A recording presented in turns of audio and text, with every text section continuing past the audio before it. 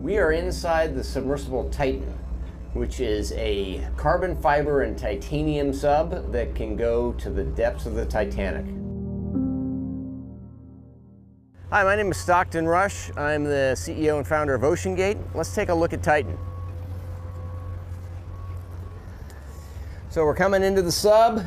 This is the only toilet available on a deep diving submersible. Best seat in the house. You can look out the viewport. We put a privacy screen in, turn up the music, and it's very popular. We have our control screen here, our sonar screen here, and we can put any image we want in the back. We've taken a completely new approach to the sub design, and it's all run with this game controller and these touch screens. So if you want to go forward, you press forward. If you want to go back, you go back. Turn left, turn right, go down, go up. And it's Bluetooth, so I can hand it to anybody.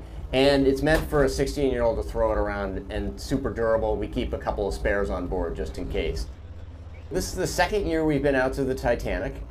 We went out in 5 8-day missions. We did about 10 dives to the wreck site of the Titanic, and we did an extra dive on an undiscovered reef that we found.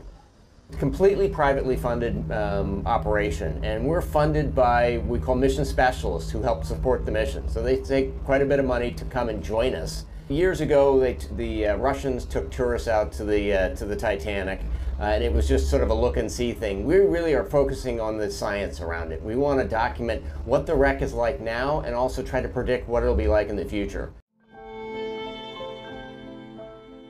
It's continuing to decay, and it seems to be accelerating. It's being eaten by a bacteria, so it's literally being eaten by the ocean. It's not rusting away. So these things that are called rusticles are actually the byproduct of a bacteria that eats the iron.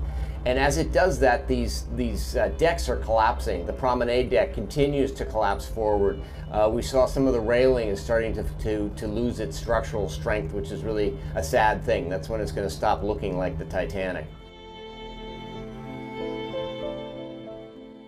The interest in the Titanic is the reason we go there, because people are willing to fund this kind of exploration and science, and that gives a completely different research component that almost nowhere else in the deep ocean can you get funding to go back every year for decades and see how coral reefs develop, and see how metals decay, and see how currents change. I mean, that just, you can't justify that. No government will pay for that. Nobody wants to go back to just some old reef, but people do want to go back to the Titanic. And that's why we go, is because people want to go.